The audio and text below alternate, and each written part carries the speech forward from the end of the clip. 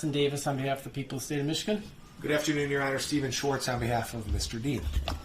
Okay, and this is an arraignment taking place over video from the 52nd-2 District Court located in Clarkston. And with regard to arraignment? Yes, Your Honor. We would stand and waive the formal reading of the information. Okay, Mr. Dean, your lawyer has indicated that he waives the formal reading of the complaint, so I'm not going to read the complaint verbatim. However, I am advising you what I'm sure you already know, and that is, in this case, you're charged with 3 separate counts of criminal sexual conduct, first degree, and that as to each count, if convicted, you could face a maximum penalty of up to life in prison or any term of years in prison if convicted. It would also carry, this is also a Tier 3 offense under the Sex Offender Registration Act, and if convicted, you would face sex offender registry requirements as well as lifetime electronic monitoring. I'm entering a plea of not guilty on your behalf to all 3 counts of criminal sexual conduct first degree. And Mr. Schwartz, you've had a chance to review your client's rights with him. Yes, Your Honor. Mr. Dean, you have the right to a preliminary examination within 21 days from today.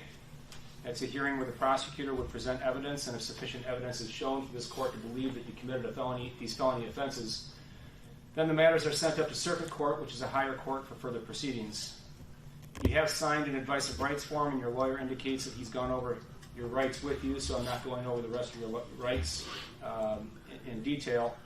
But I do also want to remind you, though, that you have the continuing right at all times to representation by a lawyer at all proceedings. And I know you have retained counsel in this case, but if at any time you are financially unable to continue to retain a lawyer, you may ask the court-appointed counsel. You have the right to a bond evaluation in this case, and there's a number of people here that I believe wish to speak as to bond. First, I'll hear from Pretrial Services. Thank you, Your Honor. For the record, Michelle Toomey of Pretrial Services. The defendant was interviewed by Pretrial Services at the Oakland County Jail. His information was verified by his father. He's 36 years old. He's a married male with 2 children. He indicated he has been residing with his wife and children at the address listed in the Pretrial Services report for 8 years. According to his wife, he is welcome to return home. He is employed full-time at Northville Public Schools as a teacher. No alcohol or drug use was reported. He doesn't report any substance abuse or mental health-related conditions. The defendant has no known criminal convictions. Therefore, he does not appear to be on probation or parole and has no other holds or warrants. Although the defendant is being charged with serious felony convictions or serious felony allegations, the allegations have been from 10 years ago. He has family support and has retained counsel. Release on personal recognizance is respectfully being recommended by Pretrial Services, but with the listed conditions in order to address public safety concerns. Those conditions are supervision by Pretrial Services, have no assaultive behavior, have no contact of any type with the alleged victim, and also no contact with any minors under the age of 17 unless supervised by an adult, except his 2 minor children. Thank you. And do the people wish to be heard with regard to bond? Yes, Your Honor.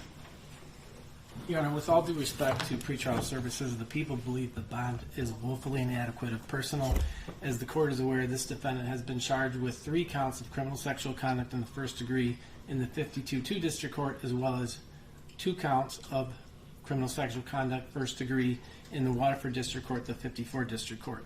All those offenses are life offenses.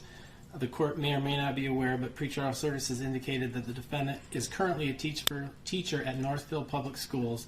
At the time of the offenses, the defendant was a teacher at Cedar Crest Academy in Springfield Township. The victim was the defendant's student from 6th grade to 8th grade during the time that they had this relationship. The relationship lasted approximately 2 years, a relationship that first started out on AOL Instant Messaging and then turned into a sexual relationship in 7th grade and 8th grade with the victim. The defendant, during that relationship in this jurisdiction, engaged in sexual intercourse in January of 2010 with the victim at her residence in White Lake. In February of 2010, the defendant had sexual intercourse with the victim in his parents' van outside of the school. The allegations are from March to June of 2010, the defendant and victim had sexual intercourse in defendant's classroom at the Cedar Crest Academy 3 to 5 times, which included oral sex at the school between the defendant and the victim. As it relates to the Waterford cases, which I believe are relevant to the court's bond, the defendant engaged in sexual intercourse from March to June of 2010 on one occasion at the Quality Inn Hotel in Waterford Township, as well as from July to November of 2010, defendant rented an apartment at the River's Edge apartment in Waterford. According to the victim, they had sexual intercourse at least 30 times at that apartment.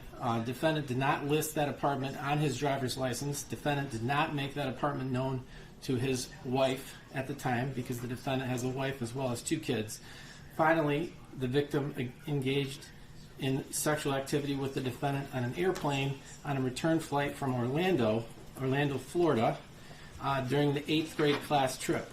Detective Sergeant Marsban, who's present in court, who is with the Oakland County Sheriff's Department Special Investigations Unit, has indicated that there may be information that there are additional victims that may come forward. There was a search warrant that was executed at the defendant's residence. The computer crimes unit of the Oakland County Sheriff's Department is examining the electronic devices, and they're currently investigating that as well. As of Monday, the defendant, as I stated, was employed as a high school teacher at the Northville High School. He was a coach for the Michigan Hawks youth travel soccer teams, and he was also interviewed in this case after he was arrested. It's my understanding he's no longer employed at the high school. When he was interviewed by Detective Sergeant Joe Bryan, as well as Detective Sergeant Sam Marsman, who is present in court and can answer any questions that the court has, he made admissions to them of having a sexual relationship with the victim, who was 14 years old at the time, as well as making admission to his wife of having a relationship with the victim.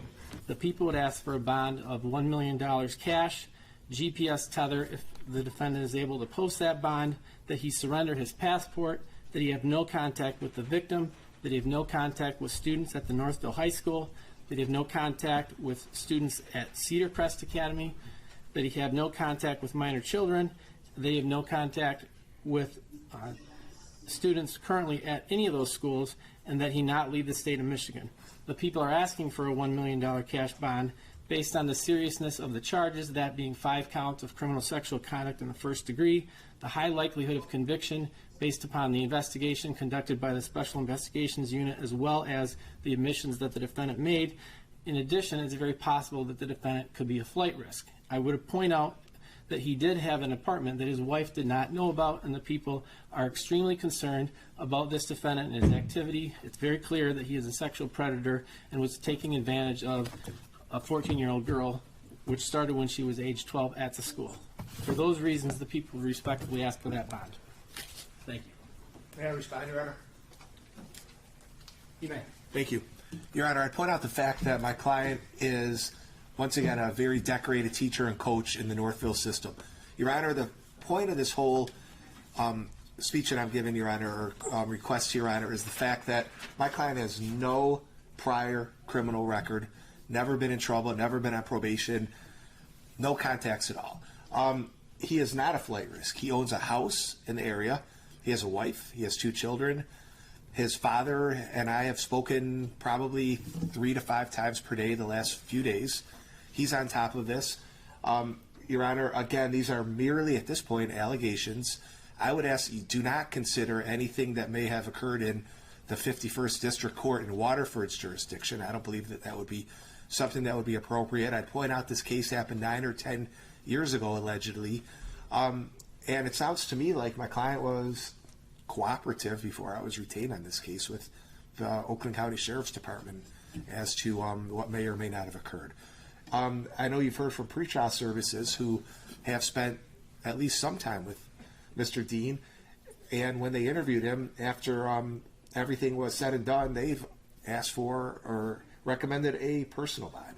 That's where I'm going with this, Your Honor. He's not a flight risk. Tether would be appropriate, I feel. That way, obviously, the court would be cognizant of where Mr. Dean is at all times. He's willing to surrender a passport, but again, Your Honor, he isn't going anywhere, and I think the biggest thing to bring to light here is the fact that this is a very old case. He could have left numerous times if he wanted to, but yet he is with his family and teaching. And obviously he's not teaching now, which actually is a punishment right up front. So I'd ask again for personal bond. Thank you.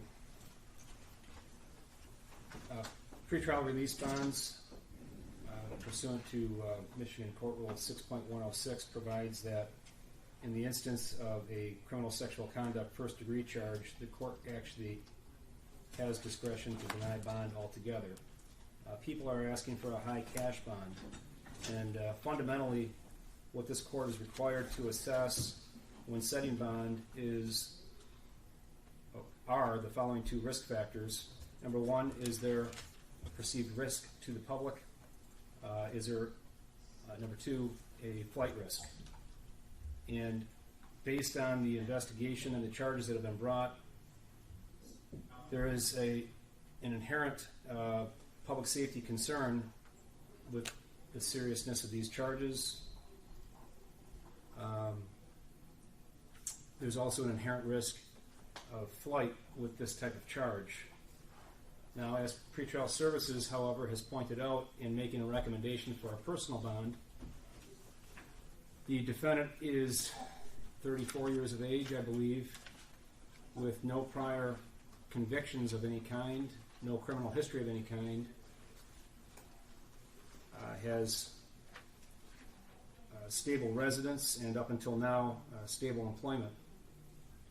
It's represented by retained counsel, has been cooperative, apparently with the police investigation, according to defense counsel. And finally, Pretrial Services indicates that the charges relate to incidences that happened approximately 10 years ago. Taking all this into consideration, I agree with the people that a cash bond is appropriate. I'm departing from the requested $1 million bond and setting a $500,000 bond. 10% is permitted. Conditions of bond, should bond be posted, are that the defendant appear for all court appearances. Defendant may not leave the state of Michigan without permission of the court. Must keep the court notified of any change in his address.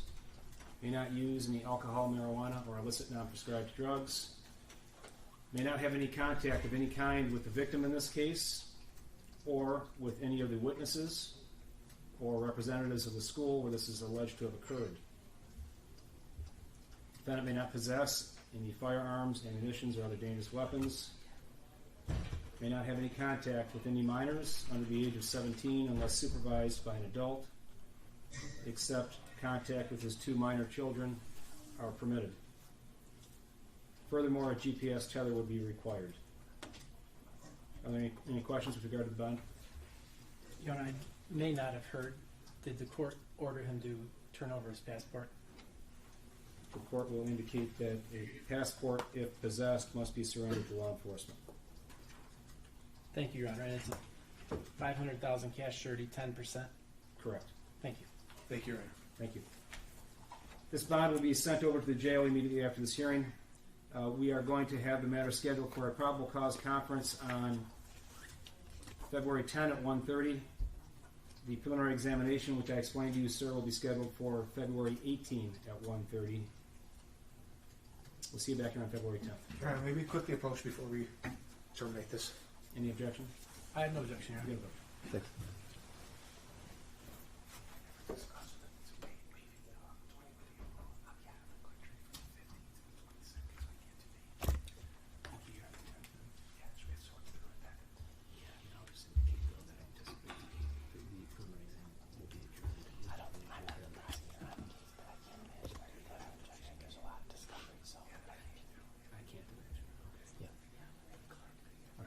We'll address it further on February 10th. But you're going to put on the record that it's going to be, if I understand correctly. Currently, it's going to be scheduled for the 10th and the 18th. Got it. Okay. It's nice to see you again. You too. Thank you. So those dates that I've set, February 10th and February 18th, defense counsel indicates there may be a conflict with the 18th. Prosecution indicates he does not anticipate there being any issue to adjourning that date. However, we'll address that further on February 10th, but I do anticipate that perhaps that February 18th date may need to be adjusted. Anything further? Nothing, Your Honor. Thank you. Thank you, Your Honor. Thank you, Your Honor.